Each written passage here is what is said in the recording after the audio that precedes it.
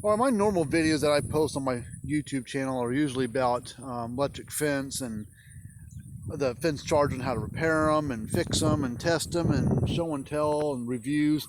But we did a video like a year ago on how to use electric fence fault finder, and someone posted on I posted to my Facebook page, and someone had saw that, and they got chickens too, and they wanted to know how's it working, how's our setup, and all of this changed. That was a year ago. We've changed a lot of our setup now. What we had before is I got all the fence turned off. We've got these white wires here, and we've got them. We started down here, worked our way all the way around, came here, went up, back and forth, basically all the way around from one end of the fence all the way around, then dead ended it, and which dead end right here.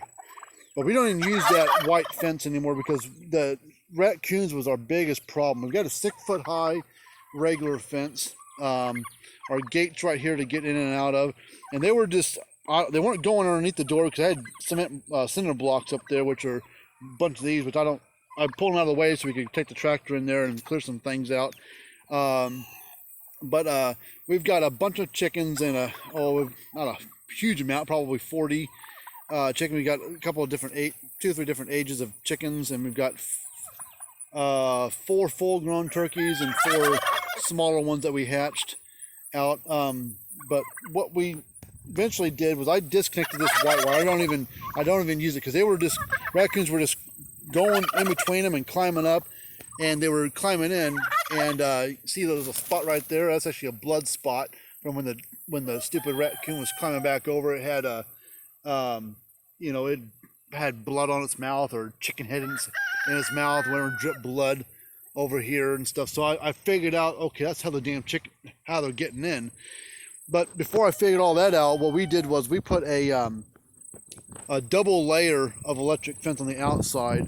We have in the corners of our fence, this is a 5,000 square foot area that these chickens run around in, and on the corners of our fence, all the way around on each corner, is we've got either T-post, or we used some leftover that we had of these Gallagher insulated line posts, which are basically what I would use in place of a T-post, just because if the insulator breaks off or cracks or falls off or whatever, these are made out of some kind of hard plastic on the outside, so you don't have to worry about the fence shorting out against it if the insulator pops off, which hadn't happened yet. But anyways, what we did was we put a double layer of electric fence, and we used either a mix of steel and some aluminum in different spots. We've got a layer right here. It's kind of covered up with some grass, but we got a big enough fence charger on there that this grass doesn't really phase it at all. You can see a lot of the grass that's in there is all dead. You can see where it's all dead. That electric fence just kills it. So we don't really worry too much. We mow underneath. That's why a lot of this is still green. But where we can't get the mower in, because we've got 3 ground rods running up through here, 10 foot apart. There's one of them right there. There's like one right here, and there's 3 of them out here. But you can see a lot of the grass is dead because we have a big enough fence charger that will knock the crap out of the animals that come up to it, and keeps the grass down. But we still, about once a week, every 2 weeks or so, I'll take all these step-in posts, I'll move them all the way in, mow underneath all of it as low as I can, and move them all back out again. So we've got a double layer here, so it's basically almost like a prison. We've got these, we got the first layer out here, and then the inner layer in here, all the way around this whole area. Like I said, in the corners we've got T-posts, or those insulated Gallagher fence posts.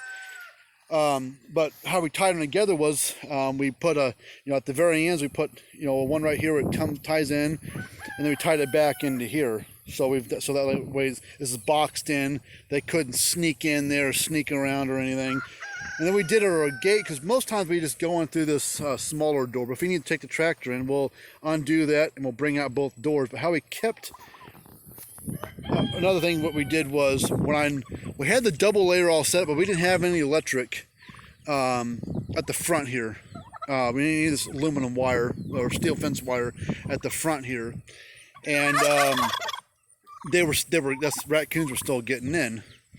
So I got 2 more fence posts. They still white step-in posts, and I mean, I've had them in for about a year or so, and we bridged it across here in front. And you see how many wires we've got. We've got like I don't know, 10, 11 wires up here. I mean, of course, the animals aren't going to jump over it. I mean, raccoons can't jump that high, but we've got them all tied together, so that way they're all hot. We've got them tied in back over here to this. That's where our main electric is. All this other stuff right here, all the way around. So in order to get these all hot, we tied them into this. And say we want to get in there, because I had to put these bungee cords on here, because over time when you move fence around and fence stretches and different things, these posts wanted to separate, pull apart from each other, and there's going to be a big gap. Give me a second here. I need my other hand. So we, because if you don't have them on there, as you pull the fence, stretch it, things like that. We started to have a big separation right there. And I was like, oh, raccoons are just going to climb right through and go right on up the fence and then kill our chickens and stuff. But we use those bungee cords and we strap them together here and at the very top there, bring them together, wrap it around a few times and hook it up on itself. So that's what we did. And then, these stepping posts, you can just pull them out. They have these little hook, stakes on the end. You step on them into the ground, and then we can move them out of the way. So that's how we kind of made our gate to get in and out. So if we need to get in there, we just shut the fence off, undo our bungee cords, pull this out of the way, set it off to the side, and then we'd unlock our gate and pull it open. And if we need to get in with the tractor, we'd pull up this one, swing it out here, open up the other gate, and then we can drive right on in. But that's what we did for our chickens. So we haven't had any losses from this, from anything, from possums, raccoons, foxes. Foxes can't get in there because they'd have to dig. They can't really climb too much, so they would have to go through 2 layers of electric fence. You can see we got this first barrier, a little bit of a gap, and the second barrier all the way around this whole setup. Another reason why I didn't want to use that white fence wire on there, because you can see it's all covered in these big tall weeds. But well, we don't have too much trouble, right? Because we haven't lost any animals since November of 2019, and now it's August of 2020, and we haven't lost anything. So we've been able to raise a bunch of chickens, raise a handful, a few turkeys. Let me see, we got the 2 layers there. There's a T-post here, one of those Gallagher insulated fence post. So you got that there. It's our grass. The grass gets on the fence pretty decent, but we put a big enough fence charger on there that it does get dragged down, but it's usually still at least 4,000 volts on the fence when it's got some grass on there and the grass is pretty wet. We just had some rain today. But normally, even with all this grass on there, we've got 7,000 to 8,000 volts on the fence all the time. So, and we use it's an old school unit. It's a Gallagher M800, old model that they used to make. Gallagher makes a newer one now. It's an 8 stored joule unit. So probably outputs about 5 joules, I would say, in that range. So it really smacks crap out of them. It really. I didn't want to just get by with some little dinky thing and maybe have a chance of them not really respecting the fence, the raccoons and possums and stuff like that. So I wanted them to really get the point of get hit once or twice and stay out, so they learn real quick, especially when you get a big enough charger on there. So, but as you can see, in between the corner posts where the T-posts are at each corner, we've got these white step-in posts. And you get these at the feed stores, co-ops, whatever. They're about $2 a piece. They usually got them in a big box, and we bought, look at them. I mean, we got a whole bunch of them here on each side, all the way around. And it's not really a guess on how far to space them apart. I didn't have this many on here at one time, but as as you see that your line kind of sags a little bit, gets a little lower to the ground, or if ours kind of goes downhill a little bit, so the gravity wanted to pull the fence down a little bit, so we had to add a few more in there, those posts in there, and it does a good job. I mean, we haven't lost anything in almost a year. So, but that's what we've got going on here. I mean, you could do this a lot smaller setup. But I think the key thing is get a good enough hot fence charger. If you can go plug-in power, that's what I would do. I can see we ran an extension cord all the way out to ours, and I just kind of jerry-rigged it up here. There's our unit sits underneath that, kind of wrapped around that post, and there's some zip ties and stuff. And we got a 5-gallon bucket over top of it to keep the water off of it. So that's what we did. And so if you get a big enough fence charger and everything, it's going to knock them out and keep them in their place. They can stay out of there. So that's what we did. We've got 3 coops up there. Oh, the other thing we did, because it's a pretty big open area, and what we did was I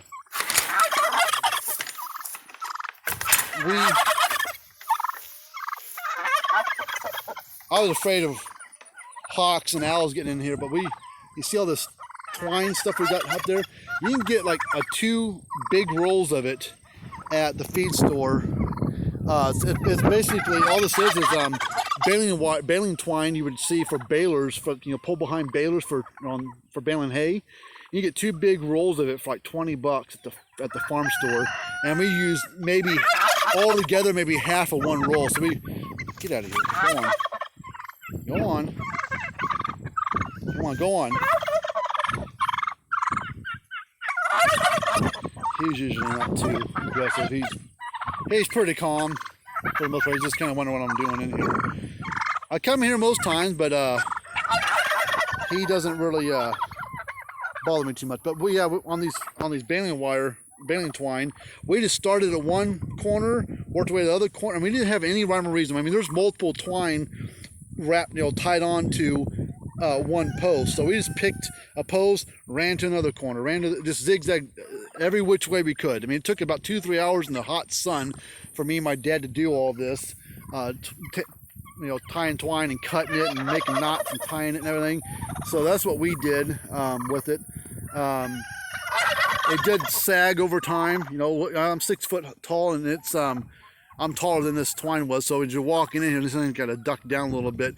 But that kept the hawks from flying in, in there. So, we did things as cheap as we could, but as efficient as we could, without, not trying to save a couple dollars here, a couple dollars here. If we needed to spend a little money on something good, we did, But there's ways of doing it cheaply, in a good way, and not cheaply in bad way and waste your money kind of thing. Then you're spinning your wheels on things. But that's what we did on our fence. But yeah, we've got a regular 6.5 foot high regular panel fence, wood corner posts in each corner, and on our long runs, so it's 50 foot on the back side and the front side, and 100 foot on the 2 sides. So it's basically a rectangle.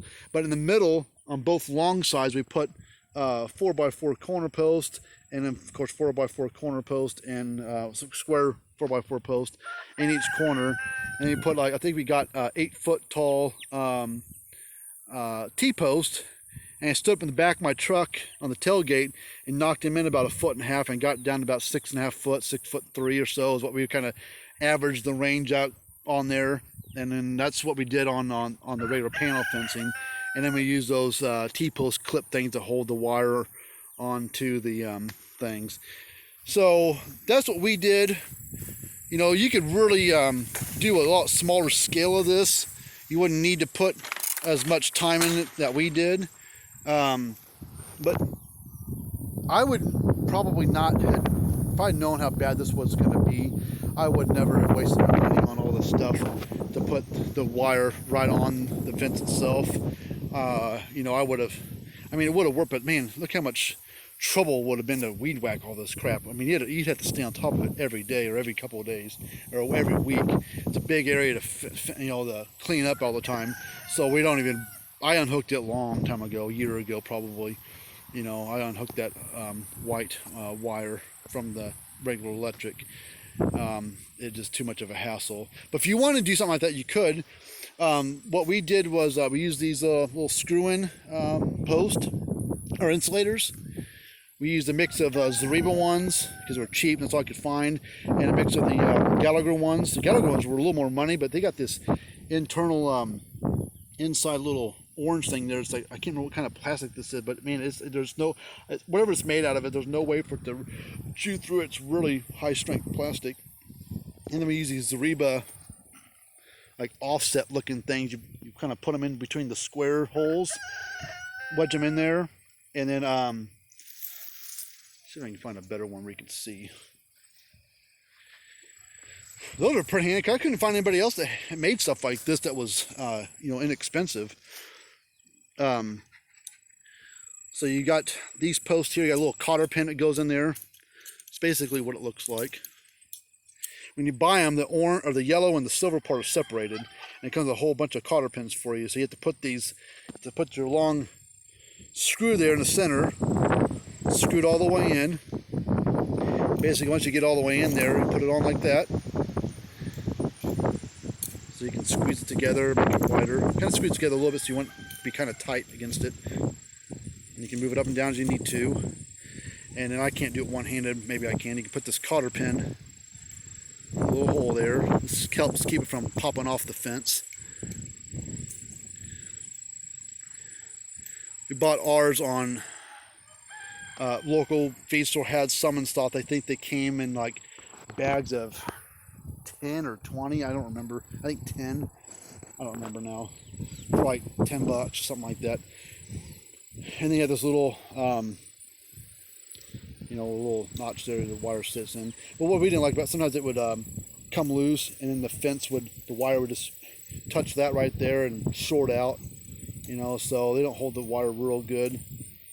But we did that, and then we put on a regular T-post, we used some of these lockjaw T-post insulators. They can mount on any side of the T-post. We bought them on the front there, and then in the corners we used these, those little ring insulators that screw in.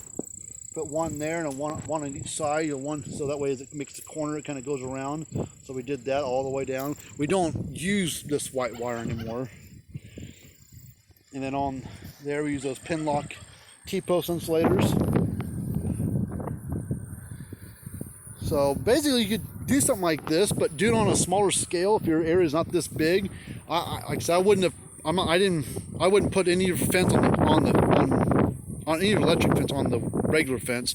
Use these stepping posts and make your own little perimeter, and just put them every, you know, one in each corner. If your area's not real big, you probably could get by with, instead of using T-posts in the corners, you could probably get by with using these. But as you pull your fence kind of tight, you don't want it super tight, but you don't want it real sloppy and loose.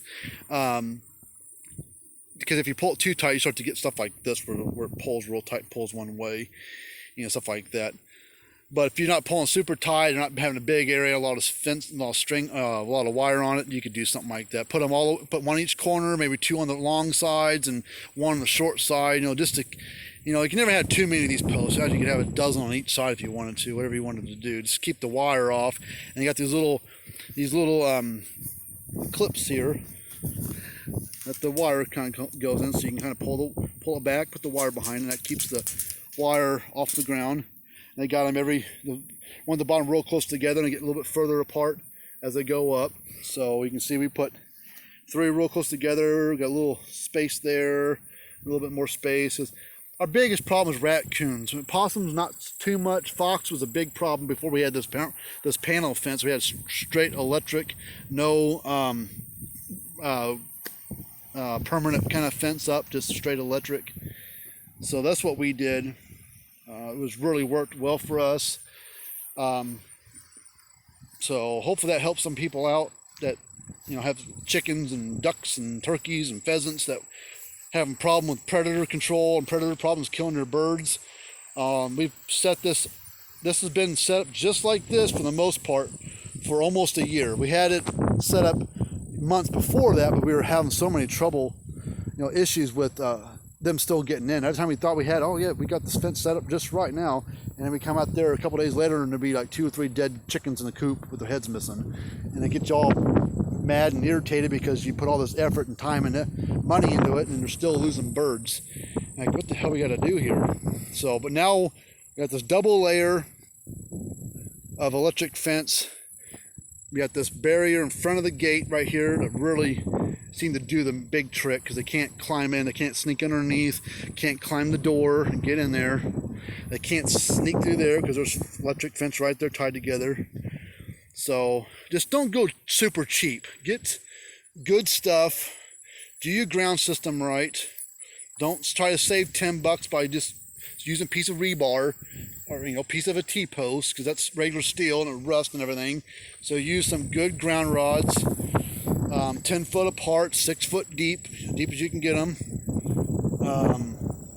Just to get good quality fence charger. I would say if you want the animals to stay out, stupid raccoons have to stay out and teach them a lesson, get at least a 3 to 4 output joule plug-in unit if you can. I mean, we've got a 150 foot, the cord plugs way in over there, runs all the way, actually stops right there where the other one, because it wouldn't reach, stops right there, another one plugs in, keeps on going. So we got, and it runs up and over the fence, and over here it plugs into the charger over here. So that's what we did. And so you can run a power cord pretty good distance, as long as you have a big unit that's draw a lot of power for the most part, so you won't have any trouble with loss of power out to the charger. So that's what we did. Hopefully it helps you out, answer some questions. But if you got any other questions or to learn more about what we do, I mean, I'm an electric fence repair guy, so what I do, but I got birds and electric fence. We use it out around here on our place. So just like everybody else, trying to keep these birds from getting eaten by the 4-legged kind and the flapping wing kind. So anyway, subscribe to our channel, ask us questions down below. If you want to see other videos of this, ask me what kind of videos you'd like to see of our fence or what we did, or you want a little more detail of what we set up or certain things, just call me, or not call, well, you could call me, I guess, on my website and get a hold of me there, or just shoot me a message down below.